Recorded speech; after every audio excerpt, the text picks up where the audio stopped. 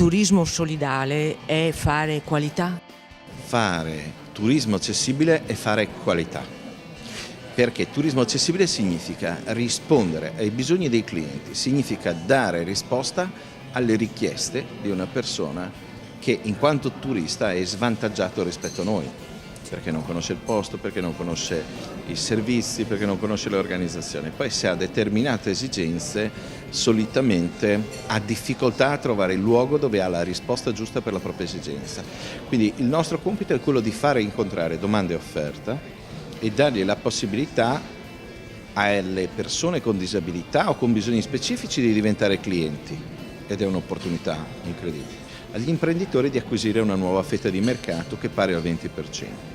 Quindi diciamo che oggi le imprese turistiche lasciano fuori un cliente su 5, se possiamo dire un numero, perché 127 milioni è tanto, però se io parlo della possibilità di incrementare del 20% del proprio fatturato, sto dicendo che oggi significa lasciare fuori dalla propria impresa un cliente ogni 5. Questi sono i dati della Commissione europea, dal 18 al 20% di possibilità di incremento del fatturato per le imprese che lavorano sul turismo accessibile. E questa è la parte business. E questa è la parte business. Io credo che sia importante anche la parte che aiuta le persone che non vivono questo mondo ad adeguarsi ad un mondo come questo. Il cambio della mentalità, Questo è un cambio l'approccio. Questo è un cambio di mentalità. Noi lavoriamo in ossequioso rispetto della Convenzione ONU dei diritti delle persone con disabilità. Significa che lavoriamo per far diventare le persone disabili clienti, consumatori. Quindi noi non diremo mai questo è un luogo per le persone in carrozzina o questo è un luogo per le persone cieche, ma diamo le informazioni in modo che le persone possano capire se in carrozzina possono andare in quel posto, se cieche possono andare in quel posto, se con intolleranze alimentari possono andare a mangiare in quel ristorante. Perché quello che deve funzionare è il sistema turistico nel suo insieme, non può essere solo l'hotel. Ci vuole l'hotel, ci vuole il ristorante, ci vogliono i trasporti, ci vuole il cinema, ci vuole il teatro. Quindi tutto l'insieme del sistema turistico deve essere accessibile. Questo significa però, dall'altra parte, che i cittadini che vivono in quel posto vivono in un posto accessibile. Cos'è cambiato dall'1 al 6? Che cosa ha visto aumentare, migliorare?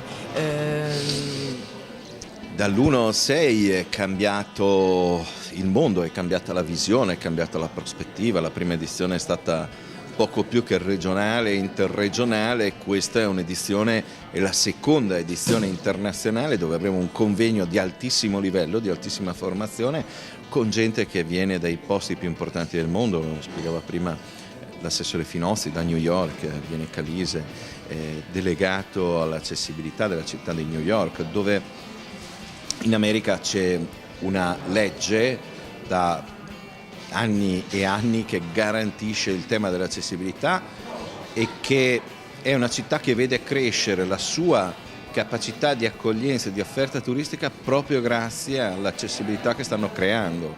Quindi è sicuramente un esempio positivo. Cerchiamo di far venire a questo convegno le migliori esperienze per mettere a disposizione delle imprese e degli imprenditori, quindi chiaramente gli imprenditori turistici sono invitati a venire a conoscere e a ascoltare questi interventi che sicuramente possono dare ispirazione per fare qualcosa di più.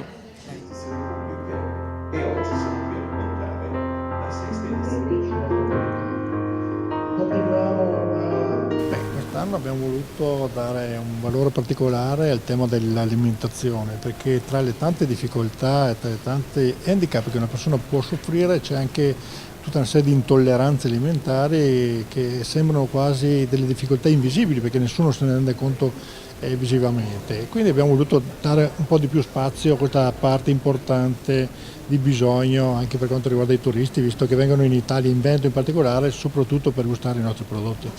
Abbiamo voluto dare questa specificità alla nostra tradizionale capacità di offrire qualità nel turismo, dando questa opportunità in più al nostro territorio, offrirsi a quella importante massa di turisti che per varie ragioni hanno dei bisogni particolari.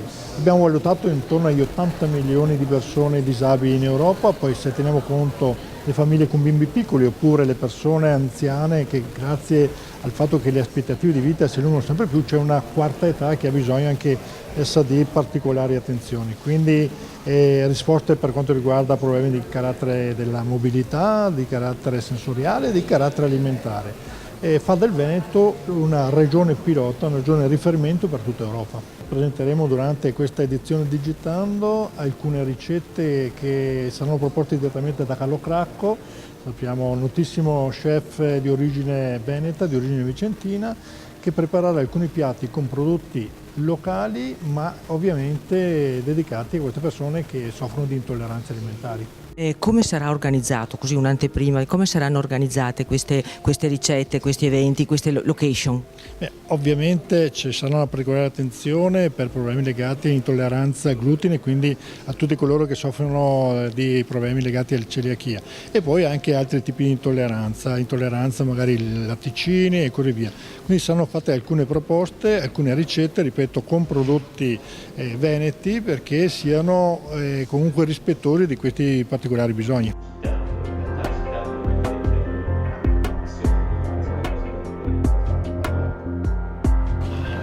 Accidenti, sono cifre straordinarie anche per la trasversalità del concetto, diciamo. Il concetto del portatore di handicap è un po' generico, ma può essere molto specifico. Il portatore di handicap è, diciamo, categorizzato in alcune categorie, diciamo 6, questo lo dice il WTO, ma queste categorie possono essere mutuate, diciamo, in qualche modo interessate anche semplicemente da una persona anziana, perché una persona anziana si muove un po' meno bene, come ho già detto altre volte, vede un po' meno, sente un po' meno, eccetera. Oppure tutta la categoria delle allergie alimentari, ma anche delle allergie ambientali.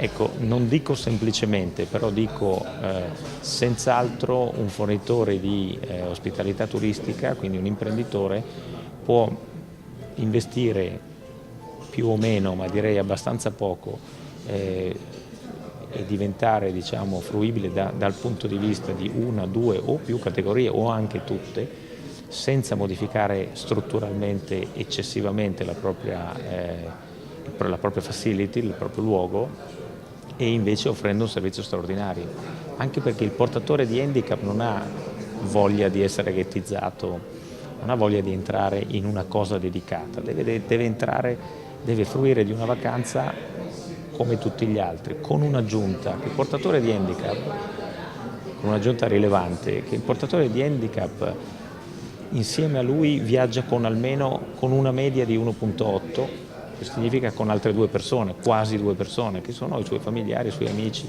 persone che viaggiano con lui. E i portatori di handicap in Italia in Europa sono oltre 65 milioni i portatori di handicap, e se ci aggiungiamo persone con bisogni specifici e quindi con bisogni diversi e specifici, e quindi le persone anziane o le famiglie con i bambini, diventano 100 milioni.